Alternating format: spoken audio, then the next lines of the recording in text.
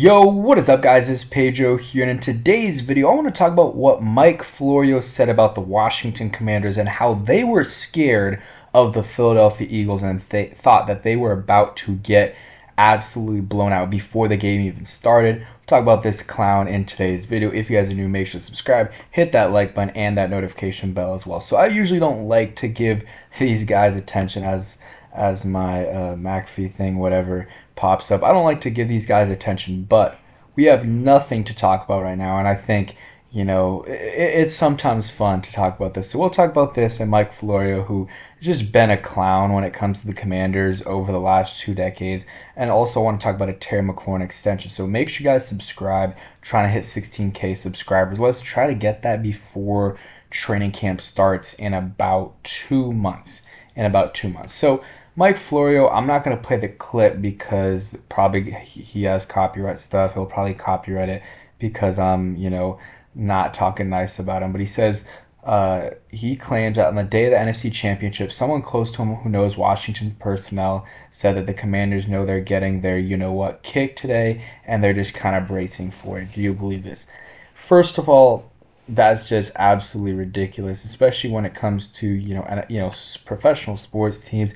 I mean, I'm not a professional athlete, but that's just not how it works. These guys are competitors. They're very confident, especially with JD5 back there. I know that most of the players on the Commanders thought they were going to win. Were they right? No, but that's just the confidence you have to have. And when you have JD5 back there, you're going to have that confidence, especially when you're coming off a really good run, beating the Bucks, last second there, and then also beating the Lions like you did. I mean, they were going to be confident going into that game. And for him, I just don't know where this came from. I don't watch him. There's no reason to watch him.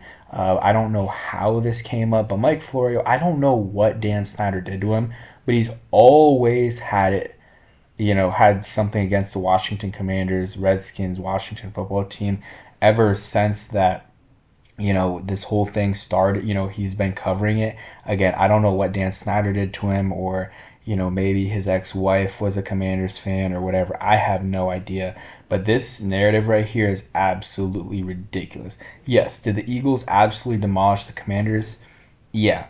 But that's just saying that the Commanders were saying that, thinking that they were going to absolutely get killed before that game. Again, it's just ridiculous. I don't care how good good a team is. Players don't feel like that. Yes, if you're getting killed at halftime, let's say it's 35-0, 37-0, you're not going to come back. At that point, it's different.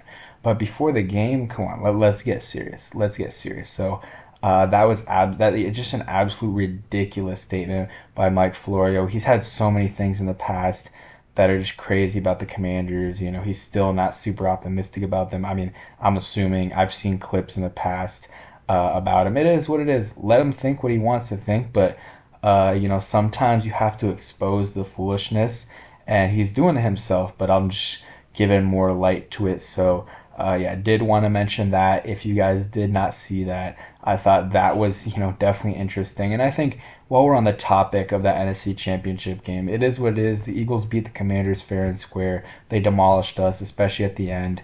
They were just running it up on us, and the Commanders tried to stop them. There was nothing we could do. But these Eagles fans, they love to any Commanders post. You scroll through the comments, and there's Eagles fans all in there, unprompted. Nothing about the Eagles in the post, and they'll just comment 55-23. So I cannot wait for the next time we play them, and I really, really hope that the Commanders are able to beat the Philadelphia Eagles. That's the only way we can shut them up, is if we win against them and win the Super Bowl. That's really the only way, because they are the defending Super Bowl champs. So they're chirping, I think, a little bit too much, but hey, it is what it is. They won the Super Bowl, so they can talk however they want to talk. But the Commanders, hopefully they're on the come up, and let's hope that next time they play the Eagles, it's a little bit different. It's a little bit different. And I think it will be. I think it will be. That game against the Eagles, I'm not saying we should have won, obviously. But there were a few times where they were in it, or at least, close, somewhat in it, in competitive game, kind of reach. And they kept fumbling the ball away. And that's not what good teams do. But I'm just saying, it was close at times. Obviously, the Commanders, they let the game get away from them, but they were in it, for some parts of the game. But the Eagles won it fair and square. Like I said, they're the better team, and until the Commanders can beat them, they can't really talk.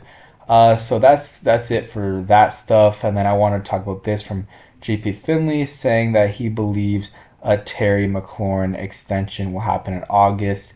This makes sense as the last and only extension under the new Adam Peters front office was last year, which was done a few days before the regular season. I could see that. I could also, just because it is Terry McLaurin, I could see them, doing it before training camp starts, just so that there's no drama. Terry is is one of the faces of the franchise. They don't want him to, go into the season without a contract and risk all that. So I think they'll get it done, before training camp. That's my guess. Obviously, JP Finley is way more plugged in than I am. That is just my educated opinion. It was a different regime. I keep mentioning it, but Terry did get extended, I believe, the end of June, early July in 2022. So that was 3 years ago. That's when he got extended there. It's going to be in that 30 mil-ish range, probably a little bit more than 30 mil. Terry deserves that bag. He deserves all the money he can get. And yeah, I think it's a good move for the Commanders. Sign him for, I would say, like a 3-year extension is perfect.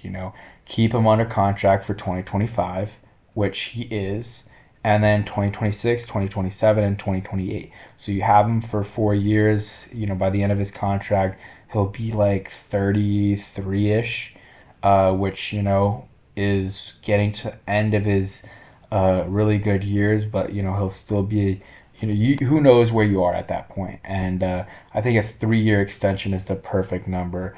After that, you can see what you want to do, because he is a little bit older. So if you do like a 5-year extension and you're paying him, $35-ish million when he's 33, I don't know if that's the best move. But also, the cap is going up so much that who knows if 34 million for receiver is even going to be that much in 4 years. It probably won't be that much.